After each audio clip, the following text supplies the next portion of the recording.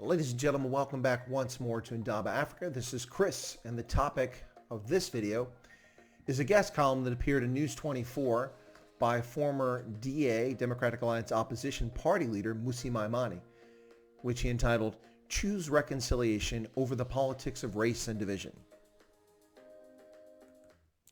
He says in this article, "We must all be clear. We will not spend time defending colonial legacies.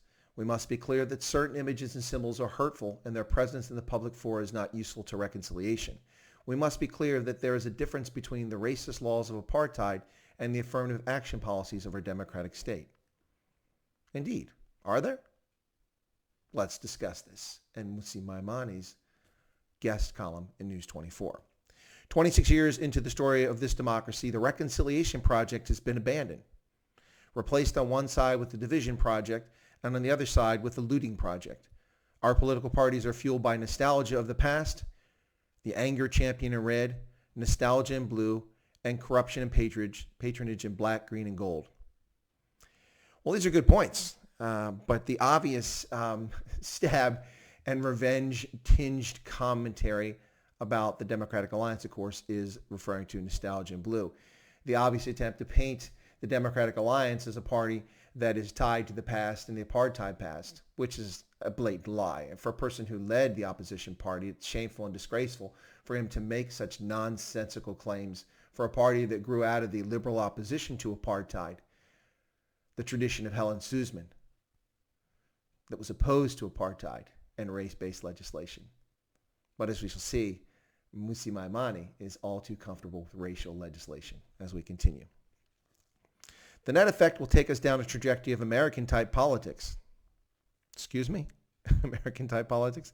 As we can see, that is a brand of divisions that produces the worst outcomes for all.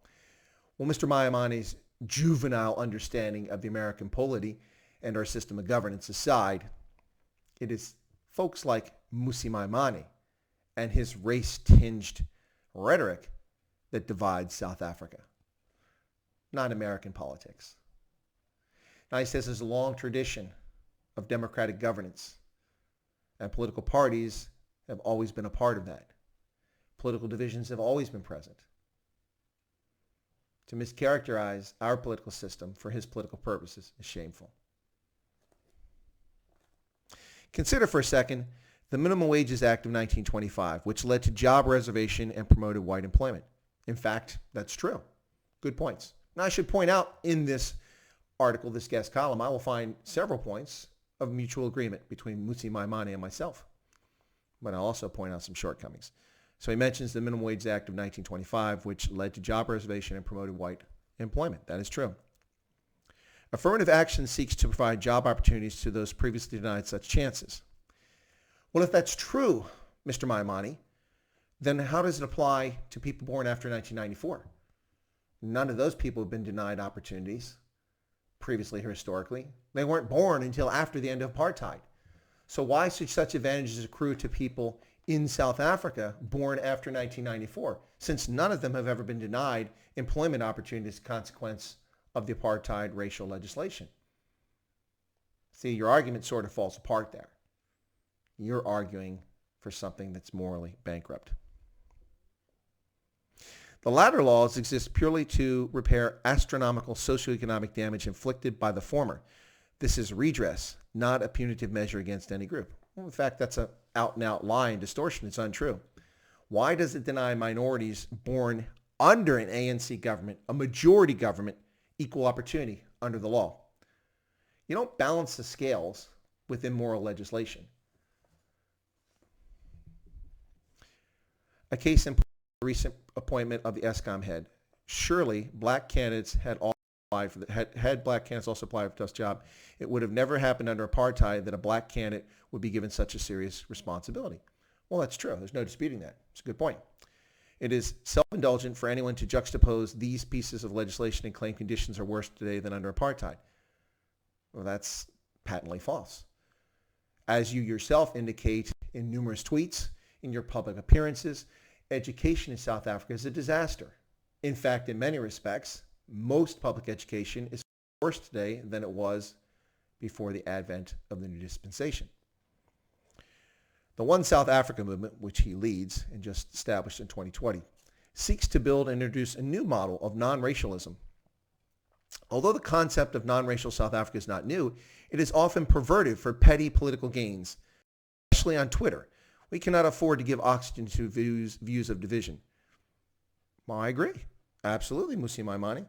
Which, of course, raises the question, what is this nonsense? This is a confirmed tweet. Mark next to that account, Mmusi Maimane. And I'll read from this, from the gentleman who warns us to be careful about Twitter, saying, I repeat, although the concept of non-racial South Africa is not new, it is often perverted for petty political gains, especially on Twitter. Really? So, Bajetso, ever since I left the plantation, this account has grown, and we are now approaching 1.5 million. I would like to give back by using the platform to profile small business ventures. They've been hardest hit by COVID-19 SA and are struggling to get back. Well, Bajetso is a Tswana term, which means members of my community or my compatriot. So that's fine. That's a politician appealing to a group. He is a Tswana. His father was Tswana. His mother was Xhosa. And so he identifies as a Tswana. And so saying Bajetso is fine. Ever since I left the plantation. I'm sorry. Didn't you just say that Twitter was not the platform and that we have to be careful people using for petty political gains? What plantation did you work on, Mr. Maimane? Of course, this derisive, insulting comment is directed at the Democratic Alliance, the party that he was the leader of, the one that he had control of. Not for 5 minutes, not for 5 days, not for 5 weeks or 5 months, but for several years. The party that chose him. So the plantation owners chose a black man to lead their party. And the black man repays them with insults like this. What are you talking about, Mmusi Maimane? You led this party. I do agree with this statement, though. I would like to give back by using the platform to profile small business ventures. Absolutely. Absolutely. Not just small, but small, medium enterprises, which have been ignored wholesale by the ministry that's responsible for them, the department responsible for that.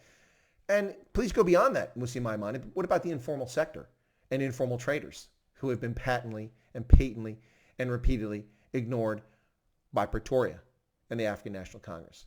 Very little has been done to help them. But they're not alone. The same has happened in Zimbabwe, in neighboring Botswana, where the government has ignored the informal sector. Fortunately for folks in Southern Africa, the informal sector is not an overwhelming percentage of the economy like you find in much of Africa, like in West Africa, where it is the lifeblood of economic activity and has also been ignored there. But he warns us about Twitter. And then he goes on Twitter and uses defamatory language, racially tinged language, intentionally. Your credibility is suffering, my friend. So let us continue. It doesn't demand of the nation to forget the real and present difficulties visited upon us by apartheid. Okay. If anything else, it reminds us of the end goal for which we are striving, where the color of my skin should not determine whether I can get access to quality education or not. Amen, brother. I agree with you, absolutely. We do agree. The color of your skin should have no impact on your opportunity to education. Only that's exactly what you're advocating for, Mmusi Maimane, is to give people advantage based on the color of their skin and to discriminate legally against a chosen minority that you think should be punished, although you claim it's not punitive. He goes on to talk about schools and education, which is a pet project of his, and I applaud him for his efforts to focus on education, which the African National Congress has abysmally failed at. Rural schools, which are still serving majority black citizens, are dysfunctional and are not giving proper effect to this right. Correct, we agree. We agree. But the problem is that you've stated yourself, well, I should finish this last statement here. If we are to create diverse spaces of work where all candidates can compete fairly for work, how so? When you deny admission to university to minority students because they have the wrong skin color, when you deny employment in government positions to minorities because they have the wrong skin color, how is that competing fairly? No, you're very confused about the role of government, sir. And he goes on in his letter. While this is not a panacea for all ills, we can surely ensure that we begin to build candidates who represent and speak for the interest of all citizens regardless of race. I use the mantra, you don't have to be a female to fight for women's rights. And neither do you have to be black to fight for black. Absolutely agree. You are correct. You just have to be committed to helping everyone. Robert Sobukwe, when he said, the structure of the body of man provides evidence to prove the biological unity of the human species. All scientists agree that there is no race that is inferior to others. The word race, as applied to man, has no plural form. Something I've stated over and over again. There's one race, Homo sapiens. That's it. One group. The differences are infantile, created in the minds of man. So why is your commentary in News 24 on race and attacking colonialism? Did you mention the colonialism of the Bantu groups who arrived in southern Africa and displaced the Khoikhoi and the San? No mention of that. You imply colonialism to whites only. If you're going to use history correctly. And he goes on more about Sobukwe, who had good words to say here, but then he says, for now, the work includes acknowledging that the face of poverty is still black and female. And there you have it, ladies and gentlemen. The face of poverty is still black and female. How is that not disingenuous? How is that echoing the words of Robert Sobukwe, who just said that there's no difference between people, that we're all the same race? The answer is that this is a distortion and it's divisive. While it's true to say that the vast majority of those living in poverty in South Africa are black South Africans, what Maimane has done here is use the language of race mercantilism. That's what he's done. We must all be clear, we will not spend time defending colonial legacies. Okay. We must be clear that certain images and symbols are hurtful and that their presence in the public fora is not useful to reconciliation. I agree. That is true. Singing Kill the Boer is not cultural, it is harmful. We must be clear that there's a difference between the racist laws of apartheid and the affirmative action policies of our democratic state. While both are race-based, there you go, race-based. Intention is clearly different. So if someone's intention is okay, then it's okay to discriminate unfairly based on an accident of birth. That's the same argument that the National Party made, that their justification, their intent was okay. And then he goes on to distort history here. Apartheid laws were driven by hatred of black people. Now, how does he make this conclusion? One who follows the history, how the National Party came to power in 1948 and what its intent was, would realize and be intellectually honest and say that this grew out of a fear by a group that had been dispossessed, harassed, had their governance stolen from them by the United Kingdom, forced into a new nation called South Africa, attacked by some of their black African neighbors, like the Ndebele, while they allied with other black African neighbors, like the Basotho and the Tswana. A people dreadfully fearful that their women and children would once again find themselves in concentration camps someday if they weren't able to control their own destiny. Now, does that make it right? No. Does it make it moral? No. But it does explain the initial motivation for such a system. It wasn't based on hatred of black people. That's a distortion from a politician using facets of history. Now, were there people involved in apartheid who hated black people? Absolutely there were. Absolutely there were. But to claim that the system was created out of a system of hatred for black people is utter nonsense. First off, it didn't just oppress black people. It oppressed coloreds, Indians, and also, to a larger degree, oppressed many whites. So the system was not based on a hatred of black people, and that's just dishonest. All that does is stoke racial hatred, fear, and confusion, and that's shameful. We can triumph together, build a reconciled nation that is focused on our shared objectives, a tomorrow upon which our politics are not determined by race, but truly by ideals. Now, how is that possible, Mmusi Maimane? You just said that it's perfectly acceptable because the intent is okay. The African National Congress's black economic empowerment policies are okay. The denial of relief funds to minority-owned businesses, which is upheld by the North Hauten Court, is okay because the intent is to balance, really. So denying children entry to university based on the color of their skin, the accent of their birth, is okay because the intent is good. So that makes it okay. No black children born after 1994, no Indians, no colors, no whites have been discriminated against by an oppressive apartheid regime. It does not exist. It is historical. There are lingering legacies of that time. That is absolutely true, including some land issues and economic disparity. Factual. But that's not what you're claiming. You're claiming that it's fully justified to use the law to morally repugnantly deny South Africans entrance to university and the job market based solely on accent of birth. How is that different than the National Party and its racial policies? Your words ring hollow, Mmusi Maimane. Your words ring hollow.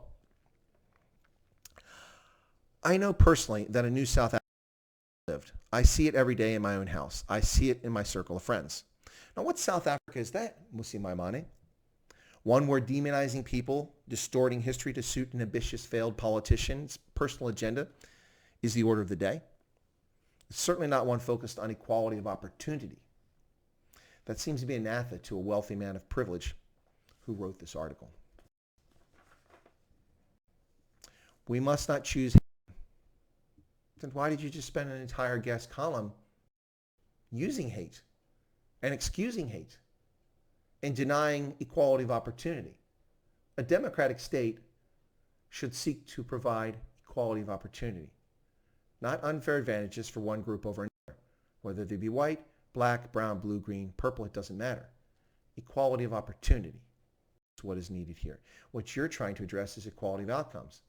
And the equality of outcomes that you will achieve is pervasive poverty amongst all ethnicities because the state can only fail at this effort. We spoke through the Truth and Reconciliation Commission, and more work is still needed. Are you calling for another TRC? I'm curious. It is on us citizens to condemn racism when we see it, to champion equal education for all, to ensure that leaders are held accountable, and that our businesses, our homes, our communities, schools, and places of worship. Yeah. That's brilliant. I agree wholeheartedly, 100%. Unfortunately, the rest of your guest column doesn't say that. It does not say that we must now condemn racism when we see it because you're championing racism through affirmative action policies. To champion equal education for all. You're not. And you think it's okay for children to be denied admission to university based on their skin color. To ensure that leaders are held accountable and that our businesses, homes, and communities, schools, and places of worship. Yeah, absolutely. Absolutely. All should be held accountable, as should all South Africans for their words and actions. Mmusi Maimane, you were selected by the Democratic Alliance to be its leader, the official opposition.